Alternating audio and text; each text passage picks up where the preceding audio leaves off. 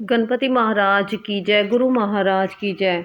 देवों में देव महादेव की महिमा अपरंपार है। भोलेनाथ की जय। माँ गौरा की जय। सोमवार व्रत विधि। सोमवार का व्रत साधारणतः दिन के तीसरे पहर तक होता है। व्रत में फलाहार या पारण का कोई खास नियम नहीं है, किंतु ये आवश्यक है कि दिन रात में केवल एक समय भोजन करें। सोमवार के व्रत में शिवजी पार्वती का पूजन करना चाहिए। सोमवार के व्रत 3 प्रकार के हैं: साधारण प्रति सोमवार, सौम्य प्रदोष और 16 सोमवार। विधि तीनों की एक जैसी है। शिव पूजन के पश्चात कथा सुननी चाहिए। सोमवार व्रत कथा। एक बहुत धनवान साहूकार था, जिसके घर धन आदि किसी प्रकार की कमी नहीं थी, परंतु उसको एक दुख था कि उसके कोई पुत्र नहीं था। वह इसी चिंता में रात दिन रहता था। वह पुत्र की कामना के लिए प्रति सोमवार को शिवजी का व्रत और पूजन किया करता था तथा सायंकाल को शिव मंदिर में जाकर शिवजी के श्री विग्रह के सामने दीपक जलाया करता था। उसके इस भक्ति भाव को देखकर एक समय श्री पार्वती जी ने शिवजी महाराज से कहा कि महाराज, ये साहूकार आपका अनन्य भक्त है और सदैव आपका व्रत और पूजन बड़ी श्रद्धा से करता है। इसकी मनोकामना अवश्य पूर्ण करनी चाहिए। शिवजी ने कहा, हे पार्वती, यह संसार कर्म क्षेत्र है। जैसे किसान खेत में जैसा बीज बोता है वैसा ही फल काटता है, उसी तरह इस संसार में प्राणी जैसा कर्म करते हैं वैसा ही फल भोगते हैं। पार्वती जी ने अत्यंत आग्रह से कहा, महाराज, जब ये आपका अनन्य भक्त है और इसको अगर किसी प्रकार का दुख है तो उसको अवश्य दूर करना चाहिए, क्योंकि आप सदैव अपने भक्तों पर दयालु होते हैं और उनके दुखों को दूर करते हैं। यदि आप ऐसा नहीं करेंगे तो मनुष्य आपकी सेवा तथा व्रत क्यों करेंगे। पार्वती जी का ऐसा आग्रह देख शिवजी महाराज कहने लगे, हे पार्वती, इसके कोई पुत्र नहीं है। इसी चिंता में ये अति दुखी रहता है। इसके भाग्य में पुत्र ना होने पर भी मैं इसको पुत्र की प्राप्ति का वर देता हूँ, परंतु ये पुत्र केवल 12 वर्ष तक जीवित रहेगा। 12 वर्ष के बाद वह मृत्यु को प्राप्त हो जाएगा। इससे अधिक मैं इसके लिए और कुछ नहीं कर सकता। ये सब बातें साहूकार सुन रहा था। इससे उसको ना कुछ प्रसन्नता हुई और ना ही कुछ दुख हुआ। वह पहले जैसा ही शिवजी महाराज का व्रत और पूजन करता रहा। कुछ काल व्यतीत हो जाने पर साहूकार की स्त्री गर्भवती हुई और 10वें महीने उसके गर्भ से अति सुंदर पुत्र का जन्म हुआ। साहूकार के घर में बहुत खुशी मनाई गई, परंतु साहूकार ने उसकी केवल 12 वर्ष की आयु जान कोई अधिक प्रसन्नता प्रकट नहीं की और ना ही किसी को भेद ही बताया। जब वह बालक 11 वर्ष का हो गया तो उस बालक की माता ने उसके पिता से विवाह आदि के लिए कहा, तो वह साहूकार कहने लगा कि अभी मैं इसका विवाह नहीं करूँगा, अपने पुत्र को काशी जी पढ़ने के लिए भेजूँगा। फिर साहूकार ने अपने साले अर्थात बालक के मामा को बुला उसको बहुत सा धन देकर कहा, तुम इस बालक को काशी जी पढ़ने के लिए ले जाओ और रास्ते में जिस स्थान से भी गुजरो यज्ञ करते और ब्राह्मणों को भोजन कराते जाओ।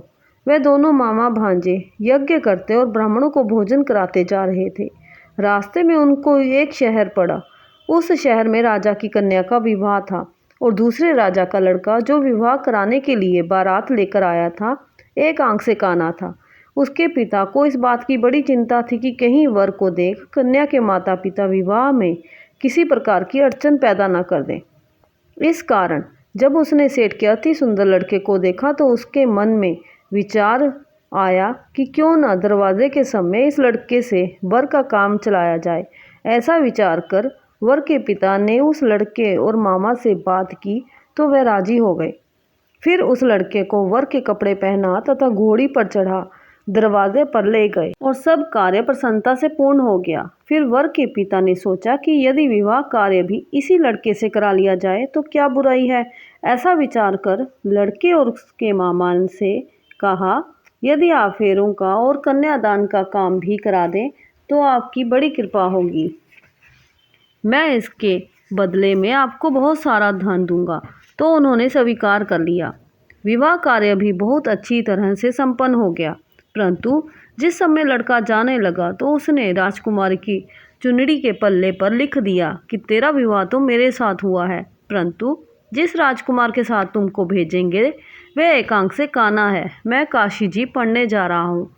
लड़के के जाने के बाद राजकुमारी ने जब अपनी चुनरी पर ऐसा लिखा हुआ पाया तो उसने राजकुमार के साथ जाने से मना कर दिया और कहा कि ये मेरा पति नहीं है, मेरा विवाह इसके साथ नहीं हुआ है, वह तो काशी जी पढ़ने गया है। राजकुमारी के माता पिता ने अपनी कन्या को विदा नहीं किया और बारात वापस चली गई। उधर सेठ का लड़का और उसका मामा काशी जी पहुंच गए। वहां जाकर उन्होंने यज्ञ करना और लड़के ने पढ़ना शुरू कर दिया।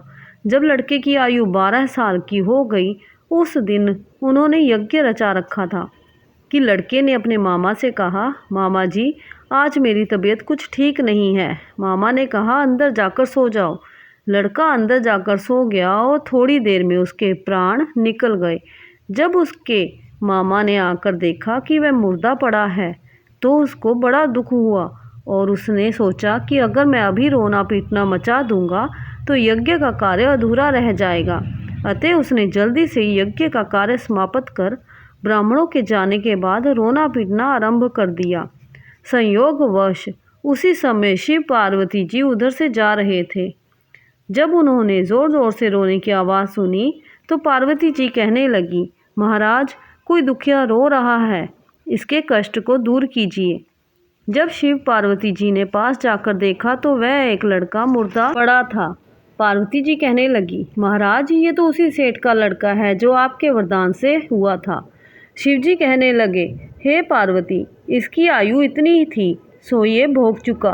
तब पार्वती जी ने कहा, हे महाराज इस बालक को और आयु दे, नहीं तो इसके माता पिता तड़प तड़प कर मर जाएंगे। पार्वती जी के बार बार आग्रह करने पर शिवजी ने उसको जीवन वरदान दिया और शिवजी महाराज की कृपा से लड़का जीवित हो गया। शिव पार्वती जी कैलाश पर चले गए। वह लड़का और मामा उसी प्रकार यज्ञ करते तथा ब्राह्मणों को भोजन कराते अपने घर की ओर चल पड़े। रास्ते में उसी शहर में आए जहां उसका विवाह हुआ था। वहां पर आकर उन्होंने यज्ञ आरंभ कर दिया तो उस लड़के के ससुर ने उसको पहचान लिया और अपने महल में ले जाकर उसकी बड़ी खातिरदारी करी। साथ ही बहुत दास दासियों सहित आदरपूर्वक लड़की और जमाई को विदा किया। जब वह अपने शहर के निकट आए तो मामा ने कहा, मैं पहले घर जाकर खबर कराता हूँ। जब उस लड़के का मामा घर पहुंचा तो लड़के के माता पिता घर की छत पर बैठे थे और ये प्रण कर रखा था कि यदि हमारा पुत्र सकुशल घर लौट आया तो हम राजी खुशी नीचे आ जाएंगे, नहीं तो छत से गिरकर अपने प्राण दे देंगे। इतने में उस लड़के के मामा ने आकर ये समाचार दिया कि आपका पुत्र आ गया है, तो उनको विश्वास नहीं आया। उसके मामा ने शपथ पूर्वक कहा कि आपका पुत्र अपनी स्त्री के साथ बहुत सारा धन लेकर आया है। तो सेठ ने आनंद के साथ उसका स्वागत किया और बड़ी प्रसन्नता के साथ रहने लगे। इसी प्रकार से जो कोई भी सोमवार के व्रत को धारण करता है अथवा इस कथा को पढ़ता या सुनता है उसकी समस्त मनोकामनाएं अवश्य पूर्ण होती हैं। भोलेनाथ माँ गौरी की कृपा सदा उन पर बनी रहती है। हर हर महादेव। जय भोलेनाथ की जय, माँ गौरा की जय। जय श्री राधे श्याम, जय जय श्री राधे श्याम।